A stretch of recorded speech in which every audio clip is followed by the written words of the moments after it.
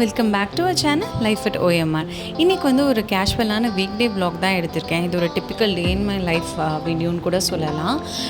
இந்த வீடியோவில் நான் எப்படி பாப்பாவுக்கு வந்து 7:30க்குள்ளே லன்ச் அண்ட் பிரேக்ஃபாஸ்ட் எல்லாமே ப்ரிப்பேர் பண்ணுறங்கிறத பற்றி தான் பார்க்க போகிறேன். வாங்க வீடியோக்குள்ளே போகலாம். யூஸ்வலாக எப்போவுமே நாளைக்கு, அதாவது நெக்ஸ்ட் டே வந்து என்ன லன்ச் இல்லை பிரேக்ஃபாஸ்ட் வந்து பண்ண போகிறேனோ அது ப்ரீவியஸாகவே பிளான் பண்ணி வச்சுப்பேன்.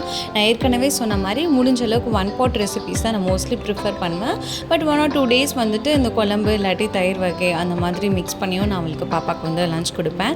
இன்றைக்கி லன்ச் மெனு என்னென்னு பார்த்தீங்கன்னா எக் பிரியாணி தான் பண்ண போகிறேன். ஸோ அதுக்கு வந்து ஒரு ப்ரெஷர் பேனில் கொஞ்சமாக நெய் எண்ணெய் சேர்த்துட்டு பிரியாணி மசாலா எல்லாமே ஆட் பண்ணிவிட்டு ஒரு துண்டு பச்சை மிளகா, அதுக்கப்புறம் வெங்காயத்தை நல்லா தின்னாக ஸ்லைஸ் பண்ணி நல்லா வதக்கி எடுத்துக்கலாம். ஸோ 7:30க்கு லன்ச் அண்ட் பிரேக்ஃபாஸ்ட் ரெண்டுமே பேக் பண்ணுறங்கிறது வந்து கொஞ்சம் டஃப்பான ஜாப் தான்.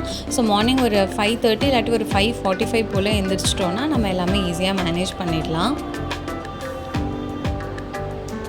ஸோ இந்த பக்கம் வந்து பார்த்திங்கன்னா வெங்காயம் நல்லா வதங்கின வாட்டி கூடவே தக்காளியும் சேர்த்து ஆட் பண்ணிவிட்டு, தக்காளி சீக்கிரமாக வதங்கணுங்கிறதுக்காக கொஞ்சமாக சால்ட் போட்டு அதை நல்லா லிட் போட்டு க்ளோஸ் பண்ணிடலாம். இந்த பக்கம் வந்து பார்த்திங்கன்னா பிரேக்ஃபாஸ்ட்டுக்கு வந்து இன்றைக்கி நான் பாலக்கில் தோசை தான் பண்ண போகிறேன். ஸோ அதுக்கு சுடுதண்ணி நல்லா கொதிச்சதுக்கப்புறம் அது கூட நம்ம பாலக்கீரையை கழுவி அதில் போட்டுட்டு ஒரு 5 minutes மட்டும் கொதிக்க வச்சு இறக்கிடலாம்.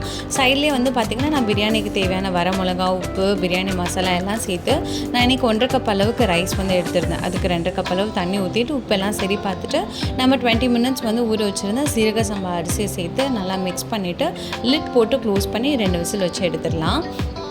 இந்த பக்கம் வந்து பார்த்திங்கன்னா கீரை நல்லா பாயில் ஆனதுக்கப்புறம் அது ஒரு மிக்ஸி ஜாரில் கொஞ்சமாக பச்சை மிளகா, சீரகம் போட்டு நல்லா ஸ்மூத் பேஸ்ட்டாக அரைச்சிட்டு நம்ம தோசை கூட மிக்ஸ் பண்ணிவிட்டு எப்பயும் தோசை வாக்குற மாதிரி நம்ம நல்லா தோசை சுட்டு எடுத்துக்கலாம். ஸோ கீரை சாப்பிடாத குழந்தைங்களுக்கு கண்டிப்பாக இந்த மாதிரி டிஃப்ரெண்ட்டாக ரெடி பண்ணி கொடுத்தா தான் வந்து அதோட நியூட்ரிஷன்ஸ் எல்லாமே போய் சேரும். பாப்பா கீரை பார்த்தாலே அலறடிச்சு ஓடுவா. அதனால தான் இந்த மாதிரி பாலக்கில் சப்பாத்தி, தோசை இந்த மாதிரி டிஃப்ரெண்ட்டாக ஏதாவது செஞ்சு கொடுத்துட்ருக்கேன். நம்ம தோசை சுட்டுட்ருக்க கேப்பில் வந்து பார்த்திங்கன்னா எக் பிரியாணியும் வந்து ரெடி ஆகிடுச்சு. ஆக்சுவலி யூஸ்வலாக பண்ணுற மாதிரியே நான் பண்ணலை. பாப்பாவுக்கு வந்து அந்த எக் ஃப்ரை பண்ணி போட்டால் அந்த டேஸ்ட் வந்து அவளுக்கு பிடிக்காது. ஸோ அதனால் தனியாக பாயில் பண்ணி தான் பேக் பண்ண போகிறேன். குயிக்காக லஞ்ச் பாக்ஸ் வந்து பேக் பண்ணிடலாம். நம்ம பண்ண அந்த ரைஸ், அதுக்கப்புறம் பாயில்டு எக், ஸ்நாக்ஸ்க்கு வந்து இன்றைக்கி பார்த்திங்கன்னா நான் குயிக்காக தான் பேக் பண்ணி கொடுத்துருந்தேன். ஸோ நான் இதெல்லாம் ரெடி பண்ணிட்டுருக்க டைம்லேயே வந்து பார்த்திங்கன்னா ஹஸ்பண்ட் வந்து பாப்பாவுக்கு பிரேக்ஃபாஸ்ட் ஊற்றி கொடுத்துருவாங்க. அதுக்கப்புறம் நான் அவளை பாப்பாவை கிளப்பிட்டு கரெக்டாக ஷார்ப்பாக 7:45 போல் பஸ்க்கு வந்து அவளை அனுப்பிச்சி விட்டுடுவோம். அவ்வளோ ஸ்கூலுக்கு அனுப்பிச்ச கையோடு நான் ஃபர்ஸ்ட் ஒர்க் எடுத்துக்கிறது பார்த்திங்கன்னா காஃபி. ஸோ காஃபி எடுத்துக்காமல் எனக்கு அன்னையோட நாளே வந்து ப்ராப்பராக வந்து போகாதுன்னு தான் சொல்லுவேன். ஸோ காஃபி எடுத்துகிட்டு ஒரு 15 minutes போல் நல்லா ரிலாக்ஸ் பண்ணிவிட்டு அடுத்த ஒர்க்லாம் இருக்கும் இல்லையா. ஸோ வெற்றிக்கு வந்து பார்த்திங்கன்னா 9:30 போல் ஸ்கூல் இருக்குது. அவரை ரெடி பண்ணணும். பேலன்ஸ் இருக்க ஒர்க் எல்லாமே முடிக்கிறதுக்கு நம்ம வண்டி ஓடணுன்னா நமக்கு காஃபி தான் வந்து ஒரு ஃபியூயல் மாதிரி. ஸோ வெற்றியை ஸ்கூலுக்கு அமிச்ச கையோடு அரௌண்ட் 9:30க்குலாம் ஒரு ஸ்கூலுக்கு போயிடுவார். ஸோ அதுக்கப்புறம் பார்த்திங்கன்னா பேலன்ஸ் இருக்க லஞ்ச் ஒர்க், க்ளீனிங், ரொட்டீன் எல்லாமே பண்ணுவேன். ஸோ இதுக்கெல்லாம் இன்னும் கொஞ்சம் ஆட் ஆன் பூஸ்ட் மாதிரி இருக்கிறது வந்து பார்த்திங்கன்னா ஏஆர் ரஹ்மான் சாங்ஸ் தான். ஸோ பாட்டை நல்லா சவுண்டாக ஹை வால்யூமில் ப்ளே பண்ணி விட்டுட்டு நான் அடுத்தடுத்த ஒர்க்லாம் பண்ண ஆரம்பிப்பேன். இங்கே வந்து பார்த்திங்கன்னா நைட்டு பால் வந்து கொஞ்சம் மீந்துருச்சு. ஸோ அது மார்னிங் வந்து கொஞ்சம் சூடு பண்ணி தயிருக்கு பொறுக்கூத்தி வச்சிடலாம் தான் ரெடி பண்ணிகிட்ருக்கேன். ஸோ எல்லா ஒர்க்கும் முடிக்க பார்த்திங்கன்னா அரௌண்ட் ஒரு 10 or 10:30 போல் ஆகும். அதுக்கப்புறம் தான் நான் மார்னிங் என்னோடய பிரேக்ஃபாஸ்ட் வந்து எடுத்துப்பேன். ஹஸ்பண்ட்க்கு வந்து பிரேக்ஃபாஸ்ட் எப்போவுமே சிம்பிள் தான். அவர் எப்போவுமே பயிறு வகைகள் தான் வேக வச்சு மார்னிங் வந்து எடுத்துப்பாங்க. ஸோ இன்றைக்கி வந்து பார்த்திங்கன்னா கருப்பு முக்கரில் நைட்டே ஊற வச்சுருந்தேன். அதையும் குக்கரில் 2 விசில் வச்சு எடுத்துடலாம். சைட்லேயே நான் எனக்கு தோசையை வந்து ஊற்றிக்கிட்டேன். பாலக் தோசைக்கு நல்லா காரமாக வச்சு ஏதாவது சாப்பிட்லான்னு சொல்லிவிட்டு வெங்காய சட்னி தான் ரெடி பண்ணியிருந்தேன். ஸோ இன்றைக்கி வந்து பார்த்திங்கன்னா கொஞ்சம் சீக்கிரமாக தான் எல்லாமே பண்ணிகிட்ருக்கேன். ஏன்னா நம்ம எல்லா ஒர்க்கும் முடிச்சுட்டு அரௌண்ட் ஒரு 11:30 போல் நம்ம வந்து க்ரோசரி ஷாப்பிங் வந்து போகிறோம். ஏன்னா வெற்றி வந்து 12:30க்குலாம் வந்துடுவான். அவர் வீட்டுக்கு வரதுக்கு முன்னாடி நம்ம வீட்டுக்கு வந்துடணும் ஷாப்பிங் போயிட்டு. ஸோ இந்த முட்டை பிரியாணிக்கு எக் ஃப்ரை பண்ணணும் இல்லையா. ஸோ அதுதான் இங்கே பண்ணிகிட்ருக்கேன். கடாயில் கொஞ்சமாக எண்ணெய் ஊற்றி வரமிளகாய்த்தூள், மிளகுத்தூள், உப்பு, அதுக்கப்புறம் நம்ம பாயில் பண்ண எக்கை வந்து இது மாதிரி 4 கீறி போட்டு நல்லா ஃப்ரை பண்ணி எடுத்துகிட்டு நம்ம ரெடி பண்ணி வச்சுருந்த ரைஸ் கூட இதை மிக்ஸ் பண்ணி ஒரு ஹாட் பாக்ஸில் எடுத்து வச்சிடலாம்.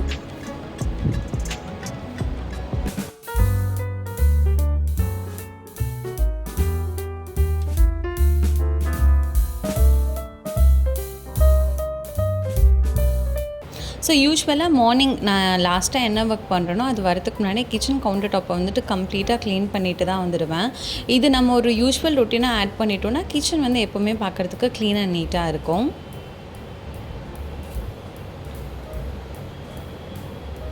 ஸோ எல்லா ஒர்க்கையும் முடிஞ்சுட்டு அரௌண்ட் ஒரு 11 or 11:30 போல் நான் வீட்டிலேருந்து கிளம்பிட்டேன். ஸோ பக்கத்தில் தான் இருக்குது க்ரோசரி ஷாப். ஒரு ஆட்டோ புக் பண்ணி போயிட்டு வந்தாச்சு.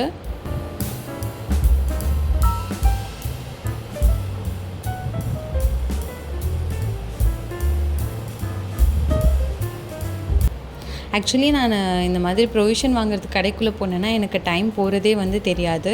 அன்றைக்கும் அதே மாதிரி தான் ஆச்சு. 12:30க்குள்ளே வீட்டுக்கு வரணும்னு நினச்சேன். பார்த்திங்கன்னா 12:30 அப்போது ஹஸ்பண்ட் வந்து வெற்றியை பிக் பண்ணிவிட்டு கடைக்கே வந்துட்டாங்க. அவ்வளோ லேட் ஆகிடுச்சு. வீட்டுக்கு வந்து நாங்கள் எல்லோரும் ஒரு 2:30 போல் தான் ரீச் ஆனோம். ஸோ வாங்கிட்டு வந்த பொருட்கள் எல்லாமே எடுத்து வச்சுட்டு ஃபஸ்ட்டு ஒர்க்காக வெற்றிக்கு வந்து நான் லஞ்ச் வந்து ஊட்டி விட்டுட்டு அதுக்கப்புறம் தான் நம்ம லஞ்ச் சாப்பிட முடியும்னு சொல்லிட்டு ஃபர்ஸ்ட் ஒர்க்காக அவனுக்கு சாதம் ஊட்டி விட்டுட்டு நான் என்னோடய லஞ்ச் வந்து எடுத்துக்கிட்டேன். ஸோ நம்ம ஹாட் பாக்ஸ்லேயே வச்சதுனால கொஞ்சம் ஓரளவுக்கு வார்மாக தான் இருந்தது. ரைஸ் அந்தளவுக்கு ஜில்லுன்னு இல்லை. ஸோ சீரக சம்பா அரிசியில் நம்ம அது பண்ணனால ரொம்பவே ஃப்ளேவர்ஃபுல்லாக இருந்தது. ஸோ அதுவும் ரொம்ப சிம்பிளான ரெசிபி அண்ட் எட் எம்மையான ஒரு ரெசிபியும் கூட.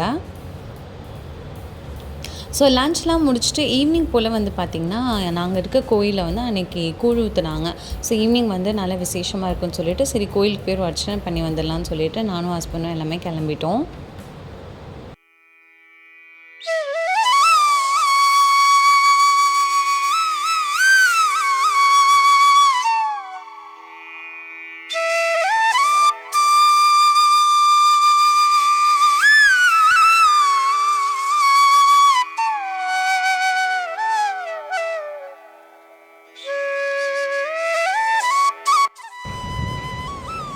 ஸோ நல்லா திருப்தியாக சாமி கும்பிட்டுட்டு ஒரு 8:30 போல் வீட்டுக்கு வந்தாச்சு.